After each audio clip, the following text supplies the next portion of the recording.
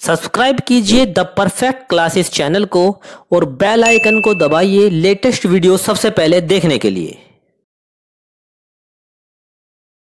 Hello students, आप सभी का आपके चैनल द परफेक्ट क्लासेस में स्वागत है। शिक्षा निदेशालय राष्ट्रीय राजधानी क्षेत्र दिल्ली की वर्कशीट नंबर 4 डिस्कस करें बच्चों। क्लास 8 की वर्कशीट है, विषय सामाजिक विज्ञान है। 28 सितंबर 2021 की वर्कशीट है। अधिकतम अंक हैं इसके 20। स्रोत आधारित प्रश्न। नीचे दिए गए स्रोतों को ध्यानपूर्वक पढ़िए और दिए गए प्रश्न संख्या 1 से 4 के सही उत्तर वाले विकल्प को गोले को पेंसिल से काला कीजिए। तो बच्चों पढ़ते हैं। वन हमारी संपदा है। पौधे जंतुओं को आश्रय प्रदान करते हैं और साथ ही पारितंत्र को भी अनुरक्षित रखते हैं। जलवायु में परिवर्तन और मानव हस्तक्षेप के कारण पौधों और जंतुओं के प्राकृतिक आवास नष्ट हो जाते हैं। मतलब मनुष्य जो बच्चों उसमें कुछ ना कुछ हस्तक्षेप करता रहता है, मतलब अपनी बिल्डिंग्स बनाता है या कृषि के लिए ज़मीन खाली करता है, तो उससे क्या होता है कि जो जंतु होते हैं उनके घर चले जाते हैं, वो नष्ट हो जाते हैं। बहुत सी जातियां सुरक्षित अथवा संकटापन्न हैं और कुछ लुप्त होने के कगार पर हैं। वनोन्मूलन, मृदा अपरदन, निर्माण कार्य, दावानल और भूस्खलन में से कुछ मानव और प्राकृतिक कारक हैं जो मिलकर इस महत्वपूर्ण प्राकृतिक संसाधन के लुप्त होने की प्रक्रिया को बढ़ावा देते हैं। मतलब देखो, कुछ तो ये जो कारक हैं ये तो प्राकृतिक हो गए, ठीक है, जैसे मृदा अपरदन हो गया, भूस्खलन हो गया, ये तो प्राकृतिक रूप से आते हैं बच्चों। लेकिन कुछ निर्माण कार्य जो मनुष्य करता है, ठीक है, तो वो दोनों ही कारक मिलकर इन संसाधनों के मतलब गायब हो जाने की प्रक्रिया को बढ़ावा देते हैं। मतलब ये दिन पे दिन कम होती जा रही है इनकी संख्या। आज की मुख्य चिंताओं में से एक अनाधिकार शिकार करने की संख्या का बढ़ना है। कुछ लोग क्या करते हैं, शिकार भी करते हैं जंतुओं का, तो उससे भी उनकी संख्या तेज़ी से कम हो गई है, जिससे कुछ खास प्रजातियों की संख्या में तेज़ी से कमी आई है। पशु खाल, चमड़ा, नाखून, दांतों और पंखों के साथ साथ सींगों के एकत्रीकरण और गैर कानूनी व्यापार के लिए जंतुओं का अनाधिकार शिकार किया गया है। इनमें से कुछ जंतु चीता, शेर, हाथी, ब्लैक बग, मगरमच्छ, दरियाई घोड़ा, हिम, तेंदुआ, शतुरमुर्ग और मोर हैं।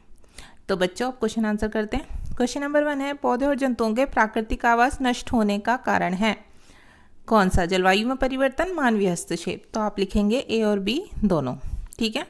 प्रश्न नंबर 2 है, वन्य जीवों की कम होती संख्या का एक प्रमुख कारण है प्राणी उद्यान का निर्माण, जंगल के क्षेत्रों का बढ़ना, अनाधिकार शिकार। इनमें से कोई नहीं, तो आप इस पर निशान लिखाएंगे अनाधिकार शिकार। प्रश्न नंबर 3 है, वन्य जीवों के शिकार का प्रमुख कारण है खाल, दांत, सींगों का एकत्रीकरण सभी।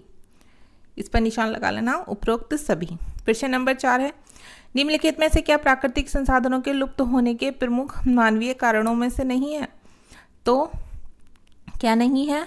मानवीय कारणों में से भूस्खलन नहीं है, बाकी शिकार करना, पेड़ों को काटना, निर्माण कार्य, ये सब मानवीय कारण है, ठीक है। अब क्वेश्चन आंसर देखते हैं बच्चों। क्वेश्चन नंबर, निम्नलिखित प्रश्नों के उत्तर दीजिए। भूमि के 2 उपयोग लिखिए। पारितंत्र से आप क्या समझते हैं? भारत में प्रति व्यक्ति जल की उपलब्धता कम क्यों हो रही है? वन्य जीवों के संरक्षण के किन्हीं 2 उपायों को लिखिए। तो 5वां, 6वां, 7वां ये क्वेश्चन आंसर देखते हैं हम। ये हैं आपके 2 मार्क्स के, ठीक है। तो देखिए क्वेश्चन नंबर 5 है, भूमि के कोई 2 उपयोग लिखिए। तो इसका आंसर हम लिखेंगे भूमि के 2 उपयोग निम्नलिखित हैं। पहला लिखेंगे भूमि का उपयोग कृषि के लिए किया जाता है। दूसरा लिखेंगे हम भूमि का उपयोग व्यवसाय के लिए किया जाता है, ठीक है बच्चों। अब प्रश्न नंबर 6, पारितंत्र से आप क्या समझते हैं?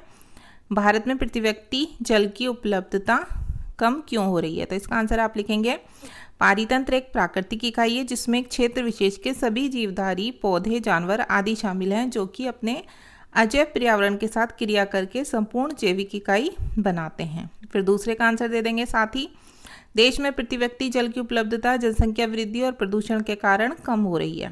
अब प्रश्न नंबर 7 देखते हैं। प्रश्न नंबर 7 है, वन्य जीवों के संरक्षण के किन्हीं 2 उपायों को लिखिए।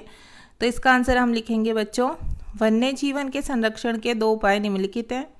पहला लिखेंगे हम सामाजिक जागरूकता फैलाकर भी संरक्षण को बढ़ावा दे सकते हैं और वनों की कटाई को रोककर भी संरक्षण को बढ़ावा दिया जा सकता है, ठीक है।